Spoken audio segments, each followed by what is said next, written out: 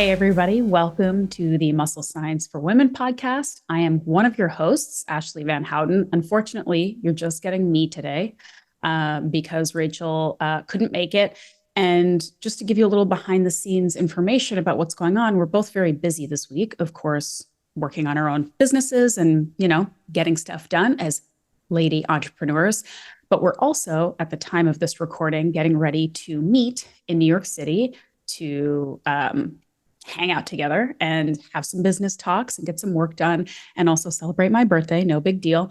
But it's the first time that we will have been physically in the same place since maybe a year before the pandemic started. So long time. We've been doing this remotely, like our friendship and working partnership remotely. So we're really excited to get together and maybe film some content. We're going to have some dinners. We're going to have fun together and share it with all of you guys. But it's a busy week. And so Rachel couldn't be here today. So what I've decided I'm going to do is I'm going to answer, we've got like a long list of questions that come in from you guys. And there are a bunch of really good ones that I wanted to wait for when Rachel is with me, because I kind of want to know her thoughts and answers on some of these questions. I mean, as you know, this podcast really is very much Rachel and I just kind of talking BS to each other and asking each other questions about the health and wellness and nutrition and fitness industry. And we kind of get to know each other better through the podcast too. So there's some questions I want to save for when she's here. But there are some things that I thought maybe I could just address, and I hope that you enjoy it and listen along. This will be a short one because I can only talk to myself on the internet for so long. It's usually better having someone here with me, but we'll see what we can do. Before I even dive into the questions, gotta shout out our show sponsor. And I kid you not, if you're watching this on YouTube, I literally have 2 shaker cups, water bottles, next to me that are both from the sponsor company, Bubs Naturals. Are they full of water that I'm not going to drink? Yes, because I have personal issues with hydration. Just going to look, I'll do it right now. Okay, I did have 1 sip of water this podcast, so not too bad. Anyway, Bubs is a great company. They've been friends of mine for years. They've sponsored a lot of my endeavors on and off. And you probably know them because they are big in our industry for their really, really high quality collagen. Collagen is something that's been getting more and more popular over the years for good reason, because it's a very, very easy way to get healthy amino acids that are very, very beneficial to most of us. It's not a complete protein. But what collagen does is it creates sort of the building blocks of our connective tissue, our skin, our gut lining, things like our hair and skin and nails. So a lot of times we maybe aren't getting enough of these essential amino acids from our diet, especially if you're not eating a lot of animal protein, although I assume most of you listeners are probably pretty good with that.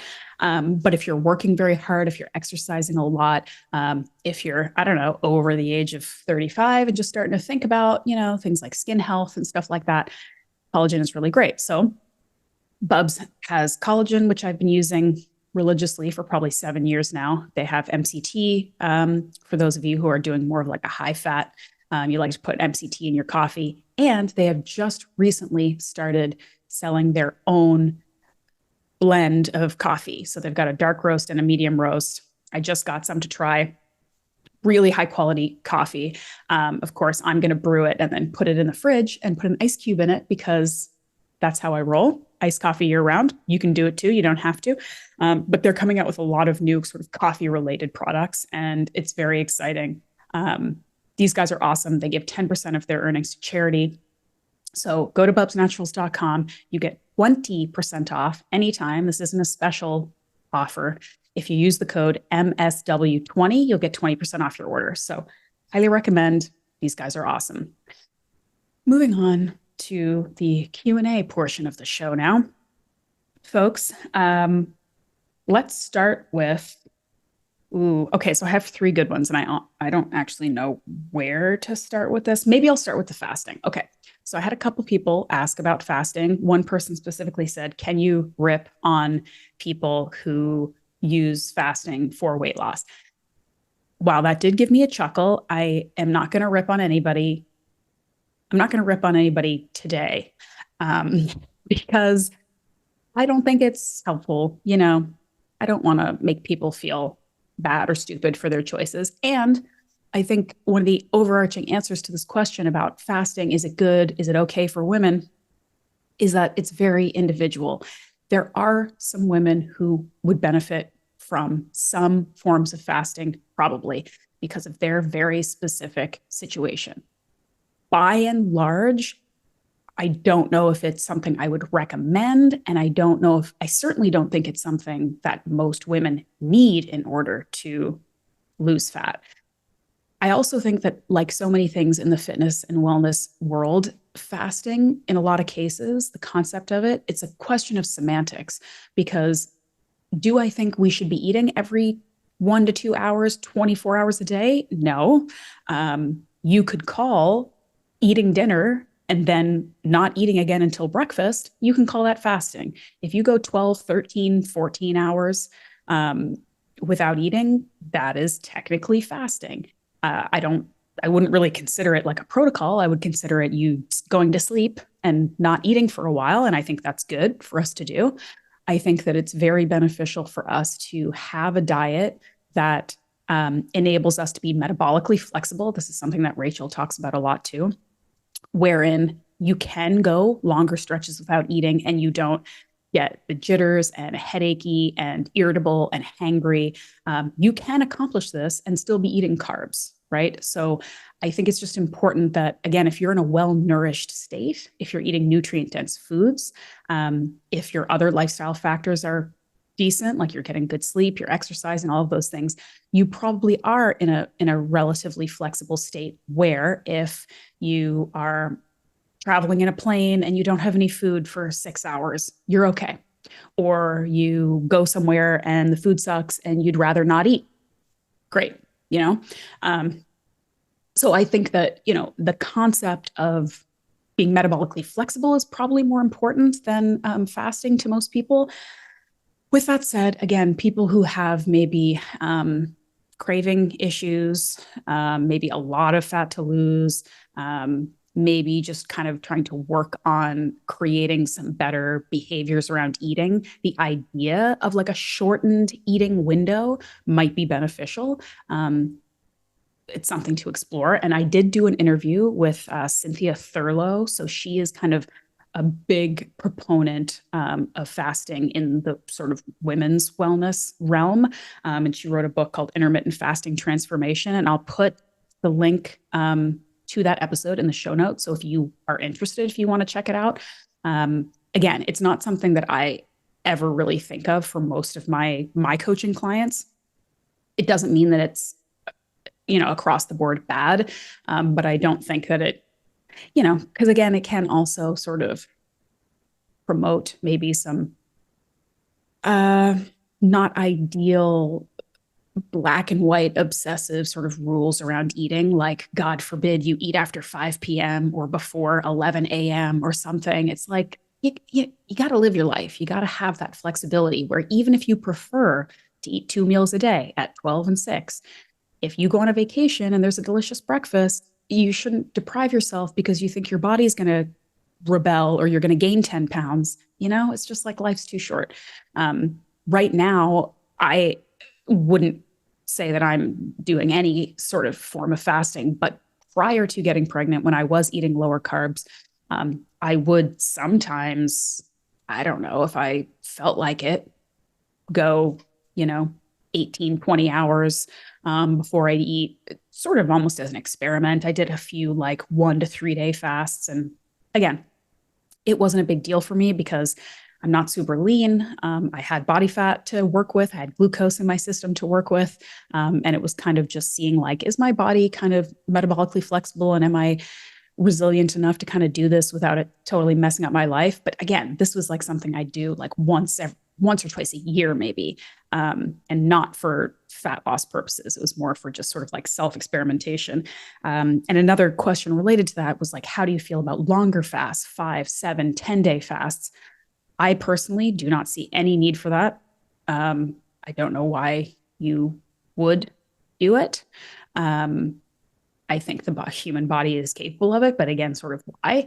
Um, yeah, I think if you're looking to do any kind of, and I use these words in air quotes because this is not how I describe them, but if you're trying to do like a cleanse or a detox, or I guess a better word would be like a reset, if you've been eating really high carb, if you've been eating kind of crappy, if you want to sort of reset your system, reset your satiety signals, get that sort of detox feeling of not eating crap for a while, instead of going cold turkey and like, I'm not going to eat anything, but water and salt for 5 days, do a carnivore reset.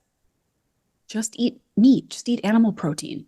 That way, you are getting nutrients that your body needs. You're not going to be starving. You're not going to be hungry. You're not going to feel sick.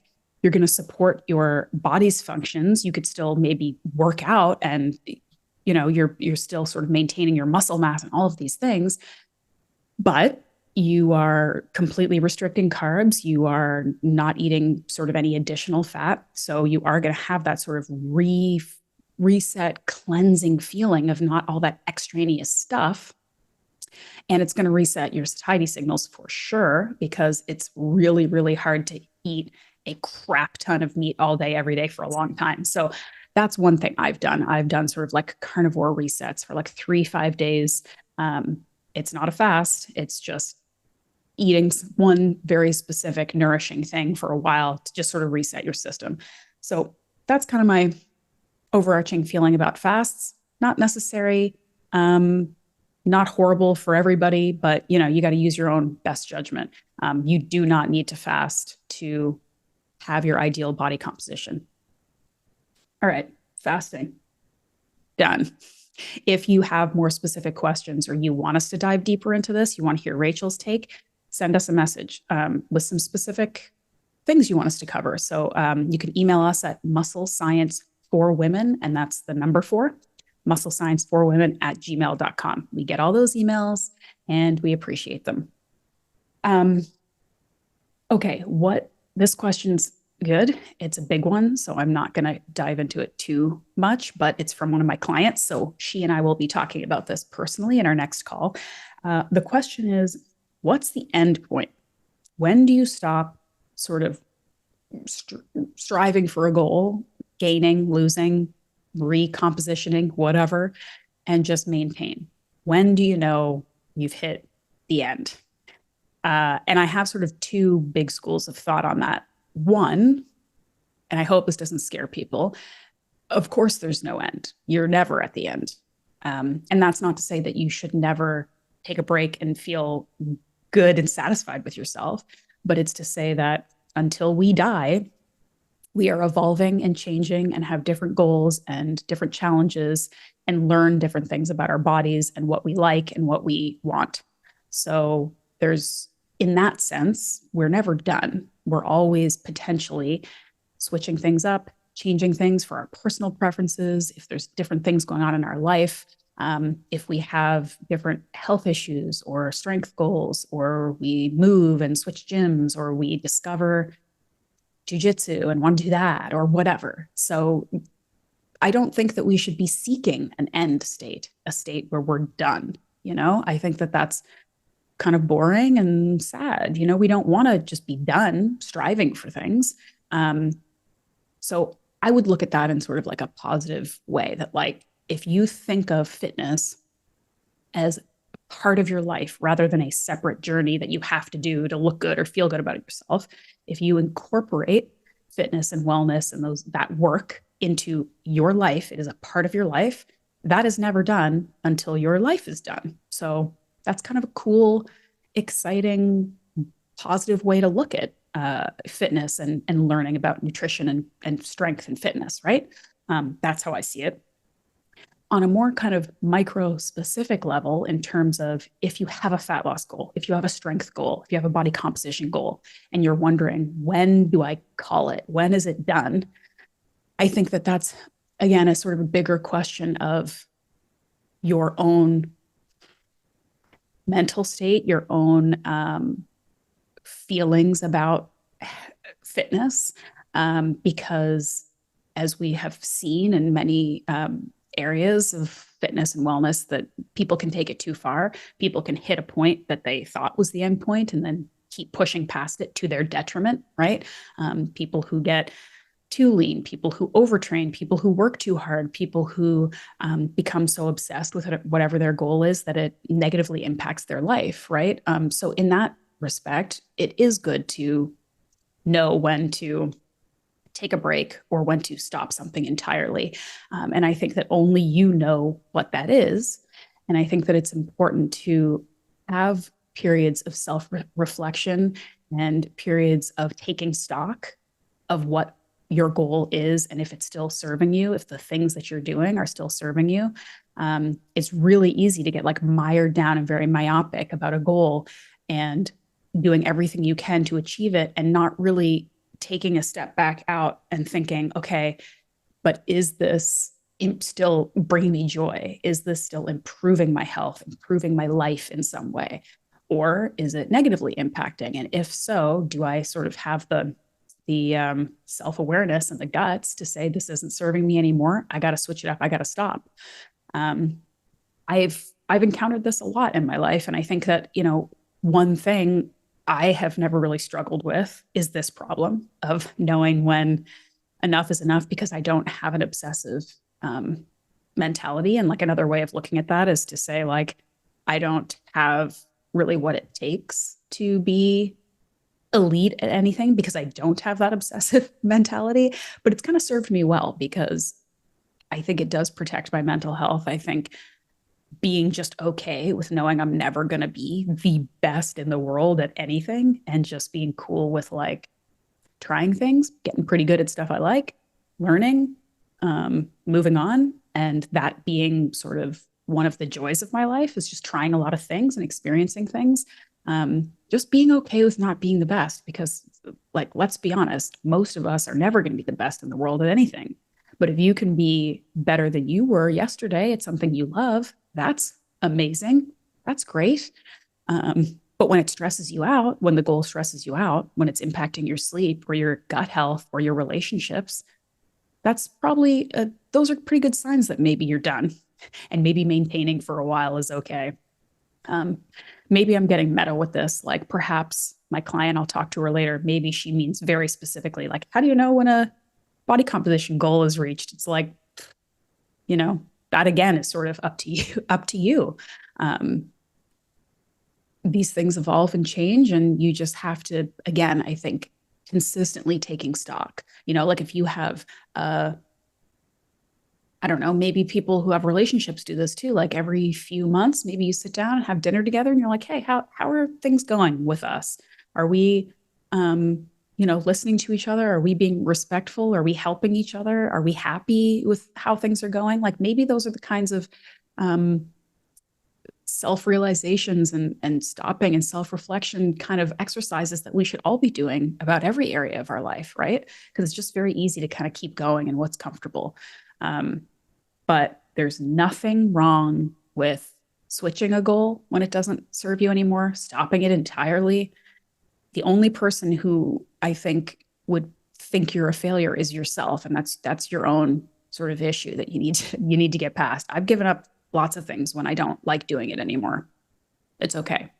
I think as long as you're still trying to be happy and healthy and improve your life, that doesn't have to be fitting better into jeans. That doesn't have to be being stronger than other people. It's just, how can you serve your life through your health? How can you do that in the best way possible? And sometimes it means not working so hard. Sometimes it means not pursuing a six-pack, right? But yeah, only you know the answer to that. So good luck. I hope that wasn't deeper than it needed to be. Okay. This is what happens when I don't have anybody to like stop me. Okay. Where are you, Rachel? Okay. Last question. This is a quick one. I told you, although this question may not be super quick. Individual asked me a series of questions, all related to the fitness industry. What do I think needs to be fixed in the fitness industry? The next question is, what are your thoughts on like these weekend fitness certifications or like the state of accreditation in general, and people essentially being like, I took this weekend course, now I'm going to teach you how to be a fitness professional, or I know everything about nutrition now because I took an online course that took me 3 days to finish, or whatever. Now, I did already kind of do a deep dive, although maybe it's worth updating this because it was a couple of years ago now, on what I saw as some of the issues in the fitness coaching industry. And what I did was I interviewed a ton of individuals and health professionals, and I kind of tried to source what seemed to be the overarching frustrations on both sides. So, what fitness coaches were frustrated by with their clients and what they saw as the biggest issues and impediments to their success. And then conversely, I asked people who used the services of health coaches what they saw as their biggest frustrations working with coaches, what they felt they needed that they weren't getting, and all of that stuff.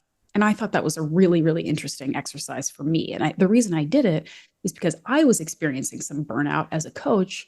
I really didn't want to do it anymore because I kept seeing sort of certain repetitive issues coming up over and over again. And I got to the point where I was like, I feel like a lot of people are wasting their money because they're not ready to make change. And I'm wasting my time by taking on these clients who I feel like aren't actually willing to do what needs to be done. And so I kind of did that research, and then I put together this podcast where I kind of dive into all of these things. And so I'm going to put that in the show notes because I thought it was a good episode, and you could probably learn a lot from that. But I'd love to hear your thoughts. I would love for you guys, we'll just update this, for you guys to tell me what you think is the problem with the health industry, because you guys are the ones that matter. I'm looking at it from a different perspective, right? As a coach, as a health professional, I want the people who are paying for the services of health and fitness professionals to tell me what they think is wrong. So switch it back on you guys. You tell me. With that said, the state of, the accreditation issue, the certification issue, I mean, there are a million great, really, really beneficial, good certifications out there. I'm sure there are many really bad ones. And I'm sure there are many health and fitness professionals who are highly educated and decorated that are not helping that many people. And conversely, people who maybe have just read a shit ton of books and podcasts and done a lot of personal research, who have a lot of knowledge, who can help people. So it's murky that way, right? I mean, you don't want somebody with zero experience to help you do anything. But it's a slightly different industry versus, I don't know, like rocket science or surgery, where it's like you really need a very specific type of education, and I think some of it is like, does the professional you're working with have the education and the experience and the background that's going to work for you specifically, right?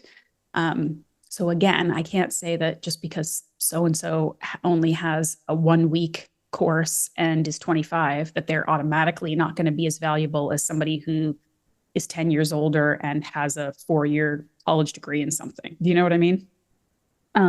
I just spent the last year creating a certification course myself for primal health coaching that's called Strength Training for Women certification. And it is for coaches who work with women. And it's sort of an offshoot, almost like an evolution of Muscle Science for Women, which is a course that Rachel and I created directly for women.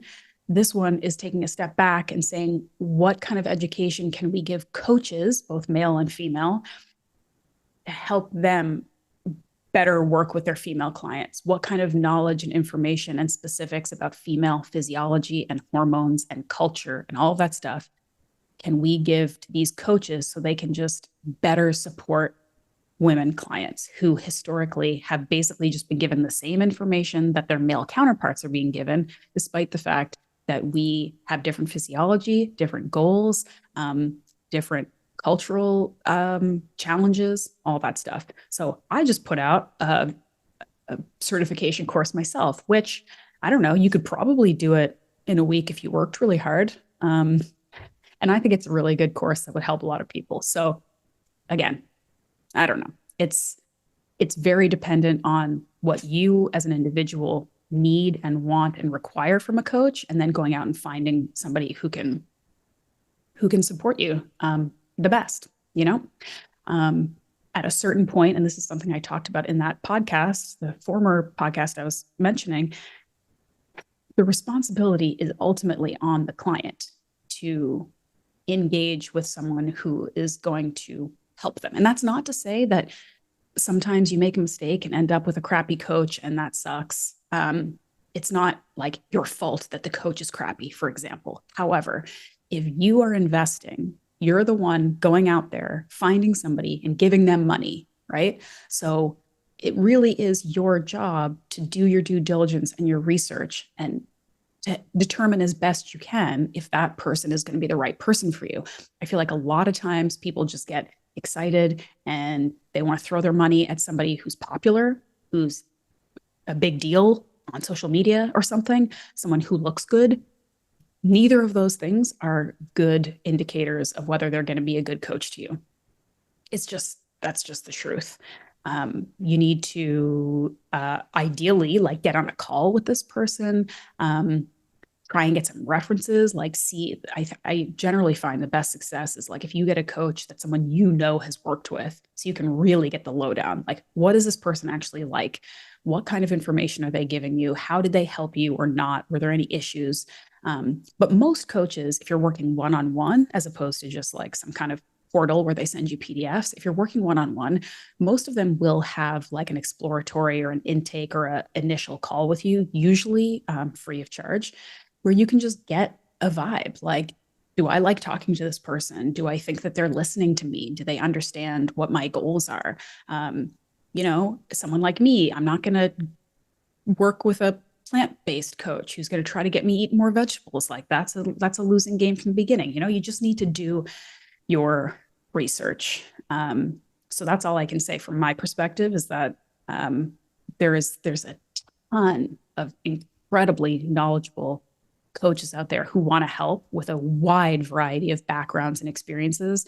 And if you're going to spend your money and ask for one of these people to help you, take the time to just do the research, talk to them, find out what they're about before you give them your money. And with that said, I am back into coaching. I am doing some one-on-one coaching. I have a very small handful of clients and they are amazing. I love being in the place where I can kind of be really picky and just really only work with people who I think really want to work with me and who are really ready to go and who we just have similar values in terms of what we want to get out of fitness, right? So I'm back in it and I'm enjoying it. I do have space for one more client in the coming months. So if you're interested and you want to talk to me about it, you can do that. You can reach out to me on Instagram. You can send me an email through the musclescienceforwomen@gmail.com and see if we can make it happen. Okay. I think I've been talking long enough. I appreciate you guys. I hope this wasn't too painful. We all miss Rachel, I know, but she'll be back. And by the time this is out, our New York rendezvous will have already taken place. So make sure you follow us on Instagram. That's where we're going to be hanging out. You can find me at The Muscle Maven, and Rachel is rachelgregory.cns, I believe. Yeah. And so we'll be posting lots of fun stuff, workouts, food. Who knows what we're going to get up to, but I appreciate you guys supporting us, supporting the podcast. Thanks again to Bubs for making sure this podcast keeps running. And I hope you enjoy the rest of your week. Take care of yourself, and we'll see you again soon.